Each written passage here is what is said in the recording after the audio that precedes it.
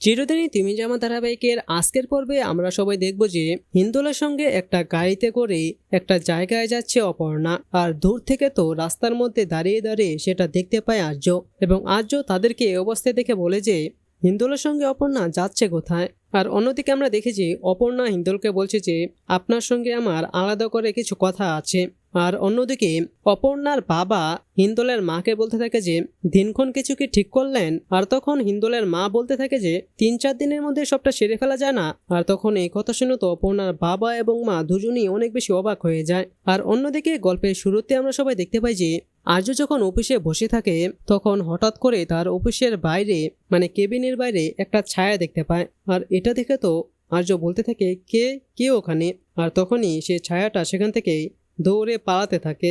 আর তখন আর্য দৌড়ে গিয়ে অফিসের বাইরে গিয়ে দেখে যে কেউই নেই। এবার বলতে থাকে যে এত কম সময়ের মধ্যে গেলই বা কোথায়। আর তারপর আর্য যখন পুরো অফিস খুঁজতে থাকে তখন সে আবারও ওই ছায়াটাকে দেখতে পায়। আর সে যখন ওটার পিছনে তখন হঠাৎ করে দেখতে পায় যে কে মানসি নিচে বসেছিল। আর তখন আর্য মানসিকে বলে যে তুমি এখানে এত করছো, তুমি তো ছিলে আমার কেবিনের বাইরে। আমি যেহেতু এতবার জিজ্ঞেস করলাম যে কে কে, তুমি কোনো উত্তর না দিয়ে এখান থেকে চলে এলে কেন, আর এখানে লুকিয়েই বা আছো কেন। আর তখন মানসি তো ভয়ে ভয়ে বলতে থাকে যে আমি আসলে একটু অফিসে এসেছিলাম। আর তখন আজ বলে হ্যাঁ সেটা তো আমি বুঝতে পেরেছি, কিন্তু তুমি এভাবে লুকিয়ে আছো কেন, এভাবে পালিয়ে বেড়াচ্ছ কেন। আর তখন মানসিও বলে যে আমি আসলে ঘাবড়ে গিয়েছিলাম, আপনি এভাবে কে বলে ডাকছিলেন না, তাই তো আমি একটু ভয় পেয়ে গেছি।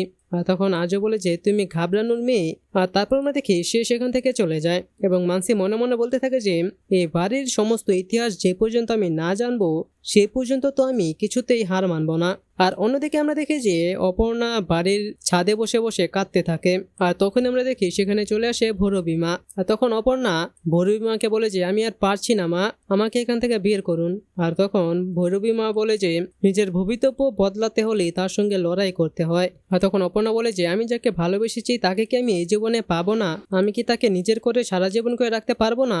আর তখন অপর্ণা তার কাছে হাত জোড় করে বলে যে আমার ভবিতব্য বদলে দাও মা। আর অন্যদিকে আমরা দেখি আর্য মনে মনে বলতে থাকে যে ভালো থাকা আর্য সিংহ রায়ের কপালে লেখা নেই।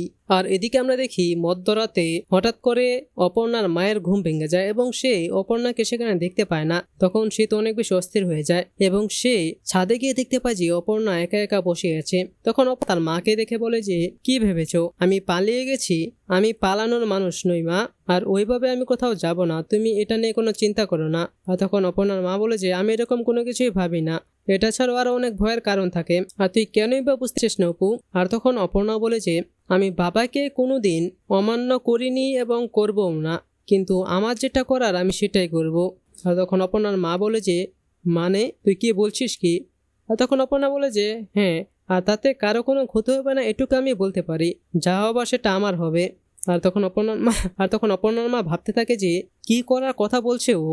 আর অন্যদিকে আমরা দেখি আর্য মনে দুঃখে তাদের বাড়ির বাগানে আসে এবং সেখানে এসে দেখতে পায় অপর্ণা তাকে যে ফুলের গাছটা দিয়েছিল সে গাছটা একদম শুকিয়ে মরে যাচ্ছে। তখন এটা দেখে তো আর্য অনেক বেশি ভয় পেয়ে যায় আর মা মা বলে চিৎকার করতে থাকে।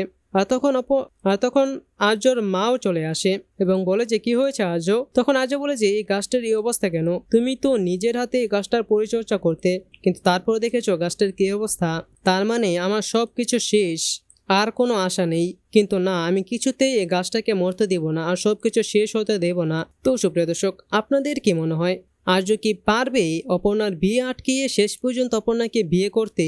আর আপনারাও এটা জানতো, যদি চেয়ে থাকেন তাহলে সেটি নিচে কমেন্টে জানিয়ে দিন এবং এরকমই নিত্য নতুন ধরনের আপডেট সবার আগে পেতে চাইলে এখনই আমাদের এই চ্যানেলটিকে সাবস্ক্রাইব করে দিন। ধন্যবাদ সবাইকে।